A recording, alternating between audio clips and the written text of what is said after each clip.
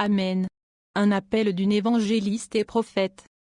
Évangéliste Sandy Bergman Fuentes, un avertissement du Seigneur à son peuple, les calamités s'approchent de la terre. Bonjour frères et sœurs, que Dieu vous bénisse. Le but de cette courriel est de partager avec vous le message que Dieu m'a donné aujourd'hui, le 1er mars à 11h. Le Seigneur lance un appel d'avertissement à son peuple pour qu'il s'unisse dans le jeûne et la prière, parce que des esprits méchants, qui venaient de l'enfer, ont commencé à monter sur la surface de la terre. Ce sont des démons qui, jusqu'à présent, n'avaient pas été utilisés mais qui vont commencer à l'être. Ce sont des démons très cruels qui ont été réservés pour ces derniers jours.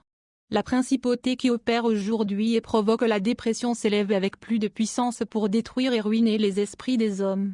Son but n'est pas de pousser les hommes à la folie, mais au suicide. Mon peuple, soyez avertis, car même de nombreux chrétiens tomberont sous les pièges de ces esprits, car leur fondement dans la parole de Dieu et leur capacité dans la prière sont très faibles, et beaucoup d'entre eux laissent l'ennemi jouer avec leurs pensées comme s'ils étaient des marionnettes.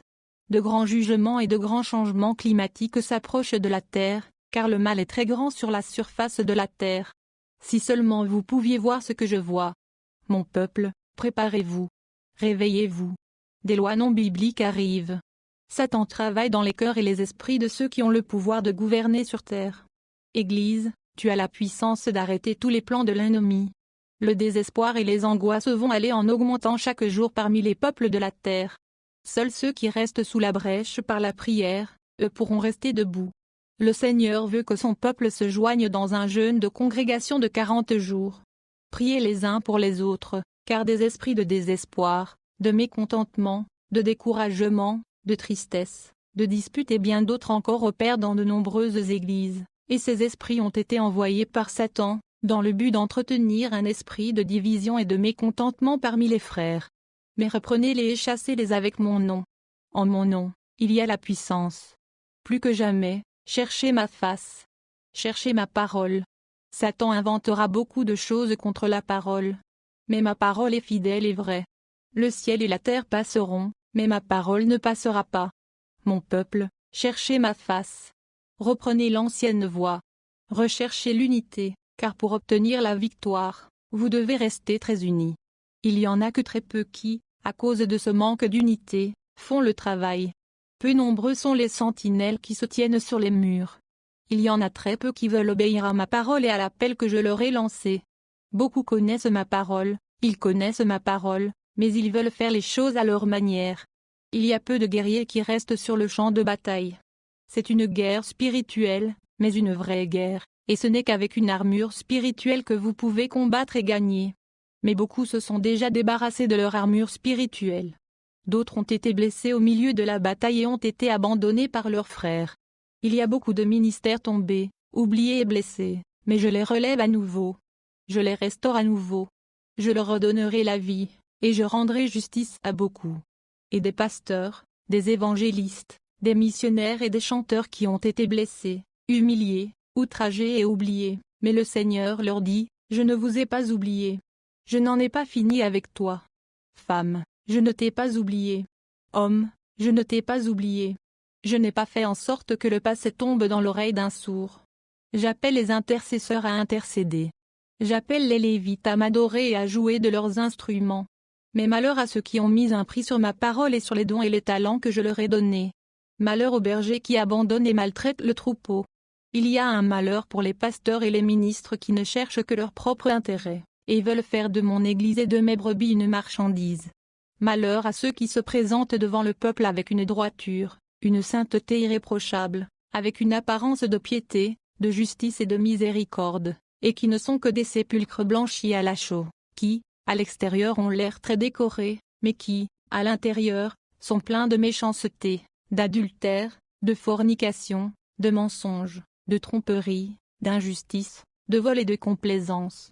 Malheur aux sentinelles qui voient venir le danger et qui, par lâcheté, n'avertissent pas, fermant les yeux, comme si elles n'avaient rien vu ni entendu, et se rendant complices des péchés des autres. Les veilleurs reviennent pour prendre leur place. Reprenez l'armure, retournez dans la brèche, retournez sur les murs, retournez sur les portes.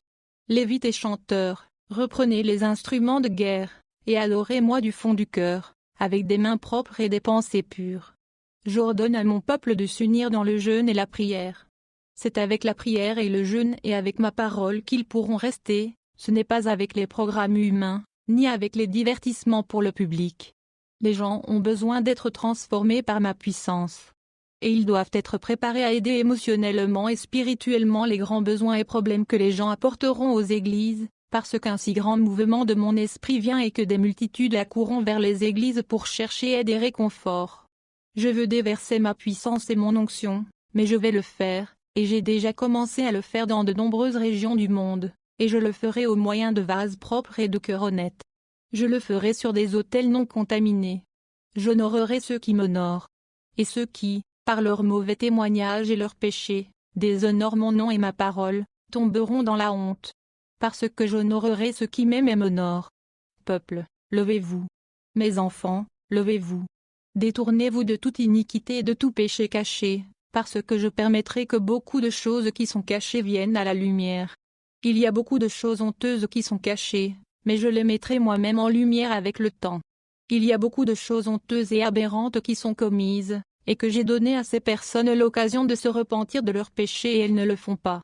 Ils demandent seulement le pardon, mais ils ne se détournent pas.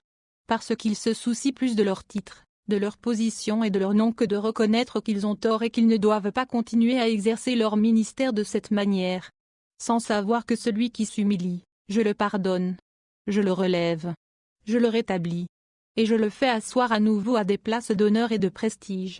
Le Seigneur lance un appel à ces ministres en col blanc qui ont très bien commencé dans le ministère et qui sont appelés ses apôtres, évêques, révérends, docteurs, et qui connaissent sa parole, mais qui ont été tellement occupés par le travail et les affaires du travail, qu'il ne leur reste presque plus de temps pour être seuls avec le Seigneur du travail et qu'à cause de leur négligence et de leur orgueil spirituel, ils ont oublié l'amour, la miséricorde et la justice.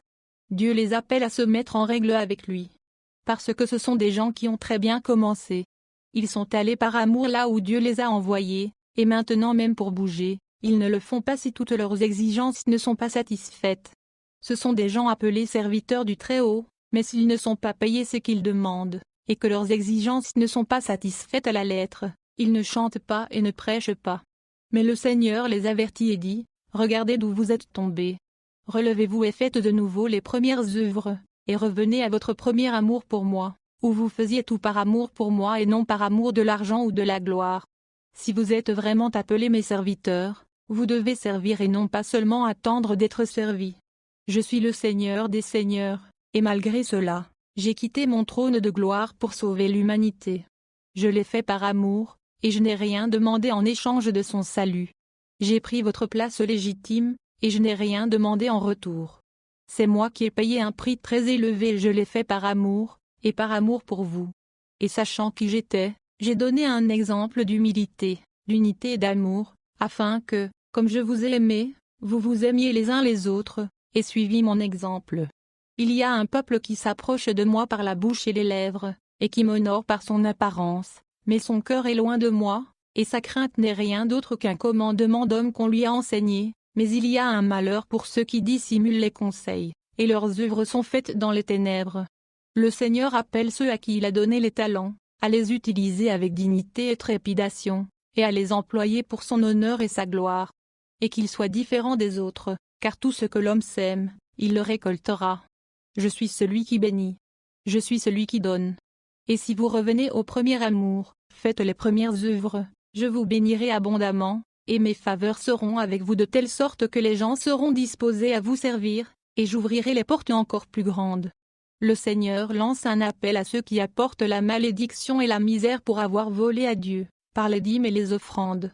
Lorsque nous n'offrons pas ou ne payons pas la dîme, l'œuvre de Dieu stagne, et il est presque impossible de sortir et de prêcher. Et même si c'est un peso, nous devons donner ces 10 centimes au Seigneur. Beaucoup n'ont pas voulu prendre cela au sérieux, mais ne pas donner la dîme ou les offrandes à Dieu, c'est voler, et aucun voleur n'entrera dans le royaume des cieux. Il y a beaucoup de travail à faire. Nous devons continuer à aller vers les nations, mais par manque de finances, de nombreux missionnaires et évangélistes n'ont pas pu partir. N'ayez pas peur de dire ma parole en saison et hors de saison. Il y aura ceux qui voudront vous interdire de parler de mon nom dans certains endroits, car ils considèrent mon nom comme une religion. Mais ne craignez pas mon troupeau. Ne reniez pas mon nom. Mais malheur à ces lieux et programmes où il a été interdit de mentionner mon nom, car ils ne font qu'apporter le jugement pour leur propre chute. Je veux élever des hommes et des femmes sans préjugés, authentiques, droits et très courageux et qui sont déterminés, qui aiment ma parole et ma présence et qui proclament ma parole de vérité. Aujourd'hui, je vous préviens que beaucoup de choses vont continuer à s'élever contre mon nom, mais je vous ai laissé ma parole de vérité. Mon peuple, ne soyez pas dupes. Ouvrez grand vos yeux et vos oreilles afin que vous discerniez ce qui est à moi et ce qui vient de moi, car beaucoup de séducteurs et de menteurs viendront en mon nom. J'appelle à l'intégrité et à l'unité, car pour ce qui vient, l'intégrité, le courage et l'unité sont nécessaires pour pouvoir endurer. Ce sont des temps prophétiques, et c'est un temps où le bien est appelé mal et le mal est appelé bien. La confusion dans le monde sera chaque jour plus grande, mais ceux qui cherchent ma face et gardent ma parole, je les garderai et ils se reposeront en moi.